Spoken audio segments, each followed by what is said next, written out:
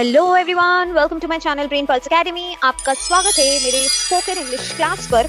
अगर आपने अभी तक मेरे चैनल को सब्सक्राइब नहीं किया है, जल्दी से सब्सक्राइब आइकन क्लिक कर लीजिए। एंड अगर आप नए हो मेरे चैनल पर, मेक श्योर कि आप सब्सक्राइब एंड बेल आइकन दोनों क्लिक कर रहे हो। उसके अलावा like and share my videos with your loved ones. इसमें सबका फायदा है, आपका भी, उनका भी, मेरा भी। इसीलिए प्लीज मेक श्योर कि आप लाइक कर रहे हो, शेयर कर रहे हो। और अगर आपके पास कोई ऐसा टॉपिक है जो आपको समझना है या फिर आप चाहते हो मैं समझाऊं, तो फिर उस टॉपिक को कमेंट सेक्शन में आप डाल दो। अगर आपको वीडियो अच्छा लगे वो भी आप कमेंट सेक्शन में डाल सकते हो। अगर आपको करना है वन-ऑन-वन क्लासेस, उसके लिए आप मुझे कांटेक्ट कर सकते हो। कांटेक्ट डिटेल्स आपको फेसबुक पेज पर मिल जाएगा। तो जल्दी से शुरू करते हैं आज का क्लास। अगर आप पहले से मुझे फॉलो कर रहे हो तो आपको पता है हम लोग एक 10 days basic spoken English course कर रहे हैं, जिसमें हम लोग जो डे टू डे जो सेंटेंसेस यूज होता है, डेली जो सेंटेंसेस यूज होता है, बहुत ही ज्यादा बेसिक इंग्लिश सेंटेंसेस, उन सबको सीख रहे हैं। अभी तक हम लोग डे 5 तक कंप्लीट कर चुके हैं, तो 5 दिन कंप्लीट हो चुका है। अगर आपने नहीं देखा है उन सब वीडियो को, मेक श्योर कि आप जा रहे हो, डे 1 पर वीडियो कंप्लीट कर रहे हो, फिर डे 2, फिर डे 3, डे 4, डे 5 ऐसे करके आप वीडियो देख रहे हो। फिर आपको समझ में आएगा, क्योंकि मैं हर एक दिन डिफिकल्टी लेवल थोड़ा थोड़ा करके इंक्रीज कर रही हूँ। तो चलिए विदाउट एनी फर्दर डिले हम लोग शुरू करते हैं डे 6। डे 5 में हम लोग स्टार्ट किए थे ट्रैवलिंग टॉपिक, है ना। तो ट्रैवलिंग टॉपिक इतना ज्यादा बड़ा होता है, तो एक दिन में तो खत्म होने नहीं वाला था। इसलिए हम लोगों ने क्या डिसाइड किया था कि हम लोग और एक क्लास करेंगे डे 6 में, जो भी ट्रैवलिंग रिलेटेड होगा। तो आज चलिए शुरू करते हैं डे 6, जहाँ पे कुछ और हम लोग बेसिक सेंटेंसेस सीखेंगे ट्रैवलिंग रिलेटेड। आज हम लोग पहुंच गए हैं एयरपोर्ट पर। तो दोस्तों, यहाँ पे कितने जन को घूमना पसंद है? सबको? मुझे घूमना बहुत पसंद है, पॉकेट में पैसा हो या ना हो, घूमना सबको पसंद होता है ना। तो फिर आज हम लोग एयरपोर्ट में कौन सा वो बेसिक सेंटेंसेस है जो हम लोग को आना चाहिए या फिर सीखना चाहिए, उन सबको सीखेंगे। क्योंकि एयरपोर्ट में है ना, बहुत ज्यादा सेंटेंसेस या फिर बेसिक वर्ड्स या फ्रेजेस यूज होता है, जो हम लोग नॉर्मली स्टेशन या फिर टैक्सी स्टैंड या फिर बस स्टैंड में यूज नहीं करते हैं। मैं एयरपोर्ट लेके, फ्लाइट लेके दूसरा वीडियो बनाऊंगी जो इस कोर्स में नहीं होगा, क्योंकि ये जस्ट 10 डेज का कोर्स है। मैं तो एक दिन में इतना ज्यादा नहीं सिखा पाऊंगी, क्योंकि आप लोग कंफ्यूज हो जाओगे। इसलिए आज थोड़ा बहुत हम लोग सीखेंगे airport related basic sentences. Alright, so let's get started with today's first sentence. पहला सेंटेंस क्या है? प्रस्थान का समय क्या है? प्रस्थान मतलब यहाँ से जाने का टाइम क्या है? कितने बजे जाएगा ये प्लेन, कितने बजे जाएगा ये बस? की प्रस्थान मतलब जाने का टाइम कब है। तो जाने को या फिर प्रस्थान को हम लोग इंग्लिश में बोलते हैं डिपार्चर। डिपार्चर, ठीक है। इंग्लिश में हम लोग इसको क्या बोलते हैं? डिपार्चर। तो हम लोग इसको इंग्लिश में कैसे बोलेंगे? इंग्लिश में हम लोग बोलेंगे what is the departure time. What is the departure time. अब कहीं से आप प्रस्थान कर रहे हो, कहीं से आप जा रहे हो, मतलब कहीं पे आप पहुंचोगे, कहीं पे आप पहुंच रहे हो, तो आने का या फिर आगमन, आगमन मतलब आने का, पहुंचने का टाइम क्या है, ये भी पूछना आना चाहिए ना हम लोग को। तो उसको इंग्लिश में बोलते हैं what is the arrival time. What is the arrival. Arrival मतलब पहुंचना, तो what is the arrival time. जाने का क्या बोलते हैं? डिपार्चर, वो हो गया प्रस्थान। और आने का क्या बोलते हैं? आने का हम लोग बोलते हैं अराइवल। ट्रैवलिंग के टाइम में ये दो वर्ड बहुत ही ज्यादा इंपॉर्टेंट है। नेक्स्ट सेंटेंस है विमान जल्द ही उड़ान भरने वाला है। मतलब जल्दी से ये प्लेन अभी उड़ेगा। नॉर्मल हिंदी में तो वही बोलते, इतना शुद्ध हिंदी तो अभी कोई नहीं बोलता भाई। तो नॉर्मल हिंदी में हम लोग क्या बोलेंगे? प्लेन अभी जल्दी से उड़ने वाला है ना। तो उसको इंग्लिश में कैसे बोलेंगे? इंग्लिश में हम लोग उसको बोलेंगे the plane is going to take off soon. Soon मैंने डे 1 में ही बोला था। सून का मतलब होता है जल्दी। जल्दी को हम लोग क्या बोलते हैं? सून। टेक ऑफ, टेक ऑफ मतलब उड़ेगा अभी, ये उड़ान भरने वाला है। तो उड़ान को क्या बोलते हैं? उड़ान को बोलते हैं टेक ऑफ। बस उड़ता है? नहीं। ट्रेन उड़ता है? नहीं। तो हम लोग क्या बोलेंगे? When will the train take off? नहीं बोलेंगे, क्योंकि ट्रेन उड़ेगा नहीं, है ना। तो सिर्फ हम लोग बोलेंगे the plane is going to take off soon. अगर हेलीकॉप्टर हुआ तो भी बोल सकते हैं the helicopter is going to take off soon. Take off का मतलब होता है उड़ान। नेक्स्ट सेंटेंस है विमान जल्द ही उतरने वाला है। हम लोग फ्लाइट के अंदर बैठ के कभी कभी ये पूछते हैं कि कितने कब पहुंचेगा, कब लैंड करेगा, क्या ये जल्दी लैंड करेगा। लैंड मतलब उतरना, लैंड मतलब उतरना। ये वो वाला लैंड नहीं है जहाँ पे हम लोग जमीन को लैंड बोलते हैं, ये वो नहीं है। इधर लैंड का मतलब है उतरेगा। उतरने को बोलते हैं हम लोग इंग्लिश में लैंड। तो इस सेंटेंस को कैसे पढ़ेंगे हम लोग? The plane is going to land soon. हम लोग बोलेंगे कैसे इसको?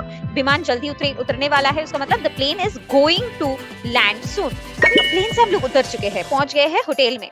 होटल में कुछ ऐसा सेंटेंसेस है जो बहुत ही ज्यादा हम लोग यूज करते हैं। तो अगर आप इंडिया में नहीं हो या फिर आप कहीं और जगह पे हो इंडिया में, जहाँ पे आपको लैंग्वेज उधर का नहीं आता है, तो आपको इंग्लिश में फिर बात करना पड़ेगा। इसीलिए वो बेसिक सेंटेंसेस जो हम लोग होटल में यूज कर सकते हैं, उन सबको अभी सीखेंगे। पहला सेंटेंस क्या है?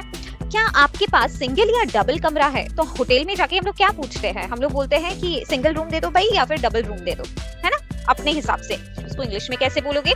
आप लोग बोलोगे डू यू हैव सिंगल या फिर दोनों ने ही बोलना है, दोनों में से एक बोलना है, सिंगल या फिर double. So do you have a single और a double room available? So do you have single room available?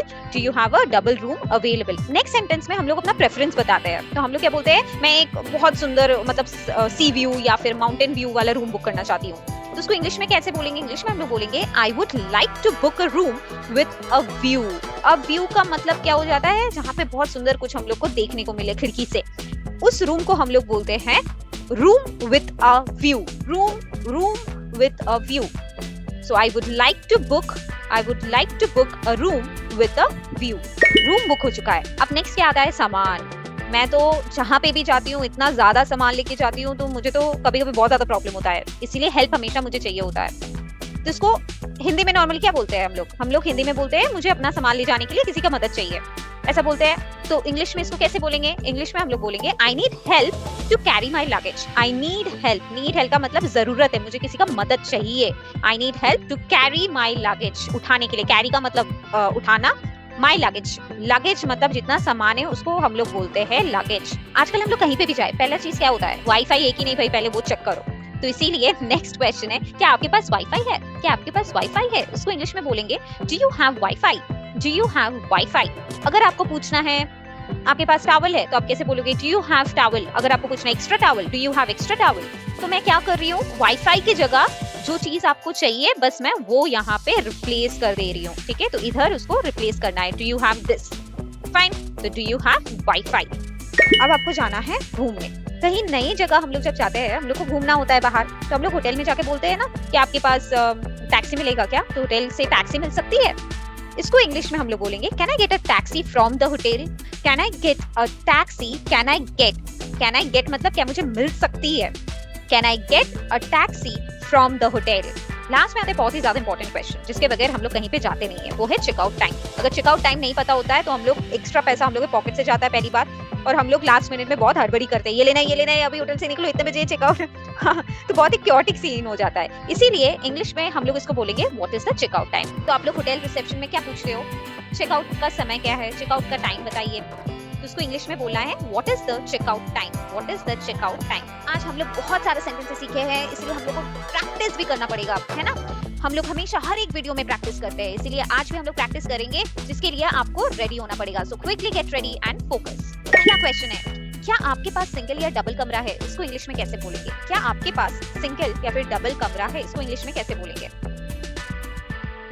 इसको इंग्लिश में बोलेंगे do you have a single or a double room available?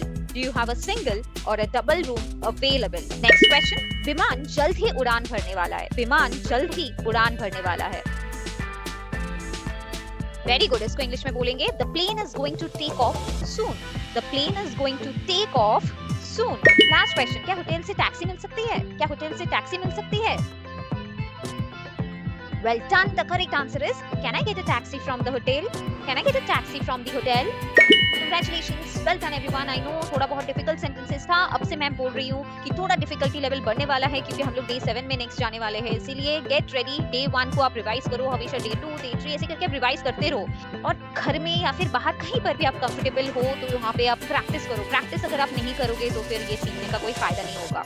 Practice makes a man perfect, remember, ये बहुत important है। बस आज के लिए इतना ही। जाने से पहले दोस्तों make sure you like, share and subscribe my channel, very important. मैं हमेशा हर एक वीक न्यू वीडियोस लेके आती हूँ, न्यू टॉपिक्स लेके आती हूँ।